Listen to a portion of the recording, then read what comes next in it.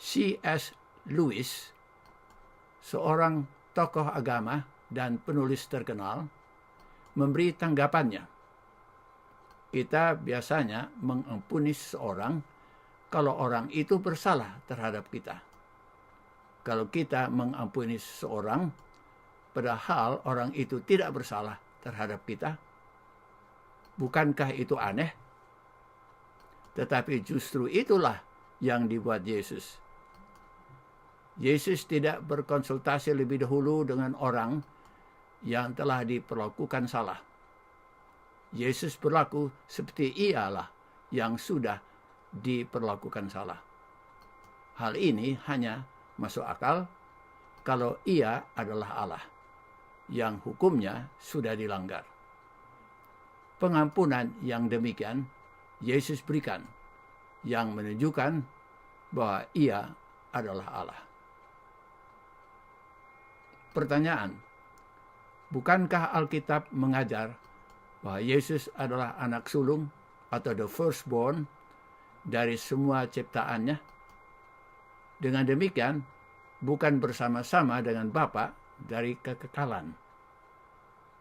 Ayat yang dikutip adalah Kolose 1 ayat 15. Ia adalah gambar Allah yang tidak kelihatan, yang sulung, lebih utama dari segala yang diciptakan. Kata yang sulung dalam bahasa Greka adalah prototokos, yang berarti yang mempunyai hak istimewa atau privilege. Yang sulung bukan dari segi dilahirkan atau diciptakan, tetapi dari hak istimewanya. Segala hak istimewa seorang anak sulung adalah kepunyaannya. Pertanyaan, mengapakah kealahan Yesus pernah menjadi bahan perbincangan dalam konsili Nisea? Konsili pertama Nisea pada tahun 325 telah diprakarsai Kaisar Konstantin. Salah satu tujuan konsili itu ialah menyelesaikan pertentangan di gereja Alexandria tentang sifat Yesus. Apakah Yesus mempunyai unsur atau substance yang sama seperti Allah Bapa, atau mempunyai unsur yang serupa? Apakah Yesus adalah ilahi seperti Allah Bapa, ataukah ia kurang dalam tingkat ilahinya karena ia diciptakan oleh Allah Bapa? Nah, Athanasius berpegang pada pendapat yang pertama, dan Arius pada pendapat yang kedua. Pertentangan ini dikenal sebagai pertentangan Arian atau Arian controversy. Konsili dengan suara terbanyak menolak interpretasi dari Arius. Nah, apakah suatu observasi? Nah, observasi itu ialah bahwa istilah-istilah yang digunakan dan diperbincangkan dalam konsili tersebut bagi banyak peserta tidak terlalu jelas. Itu sebabnya dalam perbincangan atau suatu penelitian ada definisi istilah atau definition of terms. Setelah istilah-istilah dijelaskan dan disepakati dalam konsili, pendukung Arius dalam konsili itu hanya tinggal 2 orang saja. Pertanyaan, apakah hubungan konsili Nisea dengan Da Vinci Code?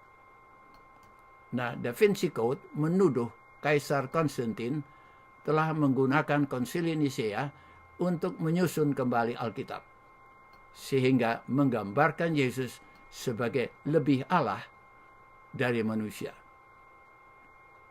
Yang sesungguhnya, kanon Alkitab ketika itu sudah tersusun. Konsili Nisea hanya memutuskan bagaimana menafsirkannya. Da Vinci Code menyatakan bahwa Yesus, walaupun seorang nabi dan orang besar, namun ia fana.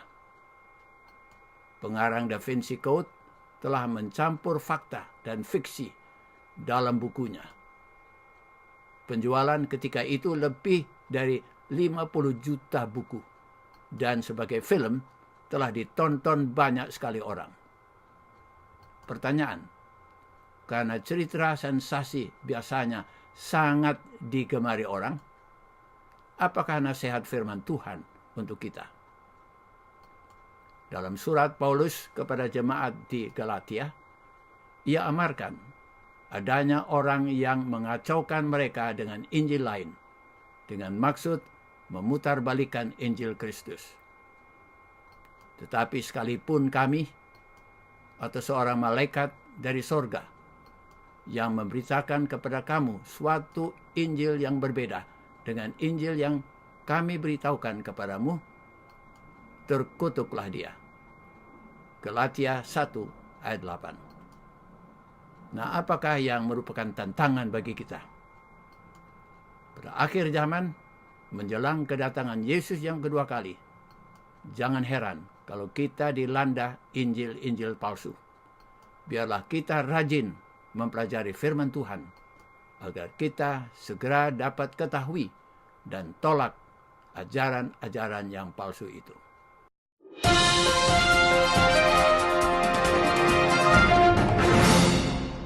Sekian, dan sampai jumpa kembali dalam pelajaran Sekolah Sahabat yang ketiga dengan judul Kenyataan Kemanusiaannya. Untuk saran dan pertanyaan, kirimlah ke alamat email yang tercantum di bawah ini. Terima kasih.